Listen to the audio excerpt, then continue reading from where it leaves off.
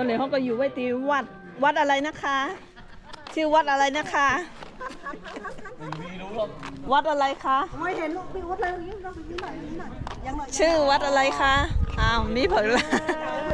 เมื่อในก็เตเป็นวันลื่นสู้ติอันเท่าแหล่จังหวัดเลยค่ะผู้ก็ก่อนเตมือเขาเตอ่อนเตก็เขาแหล่2 วัดเนี่ยก็2 ไว้มือนะคะเนาะกันในก็เตเป็นวัดแทงตี1ตีจือเสียงใหญ่อยู่ในจังหวัดเลยนะคะเนาะอำเภอภูเรือนะคะผู้ก็วัดกันในก็จื้อห้องว่าวัดพระสมเด็จภูเรือ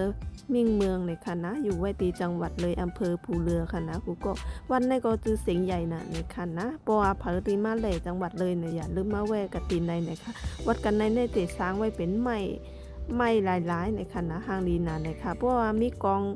อันบินไล่ได้เนาะเตะไทยในใต้กอสูงๆเตะห้างดีเป็นก็คือก็วัดตีในเตะมีร้อยล้อมพอบวัดไว้ในค่ะเนาะเพราะว่าต้วยก็ไผ่เลยก็เตะหันวิวร้อยค่ะธรรมชาติดีนะเย้าก็วิวก็ห้างดีนาในค่ะนะ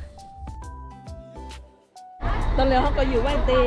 วัดเนรมิตก็เป็นแทงวัดหนึ่งตีเข้ามาแหล่ในค่ะนะวัดในก็อยู่แทงอำเภอหนึ่งในค่ะเนาะแต่ว่าจังหวัดเลยเหมือนกันค่ะอำเภอด่านซ้ายในคณะกูก็จื้อวัดก็เตห้องวาวัดเนรมิตวิปัสสนาในคณะอยู่ไว้ตีจังหวัดเลยค่ะอำเภอด่านซ้ายนะคะเพราะว่าผักติมาแหล่เนี่ยก็อย่าลืมมาแวะพระวัดกันในค่ะนะวัดกันในก็เตะสร้างไว้ทางนี้นั่นนะคะนะวัดตีในเขาสร้างไว้ก็เตะเป็นไว้อยู่เหนือร้อยนะคะนะจอมเจอหิม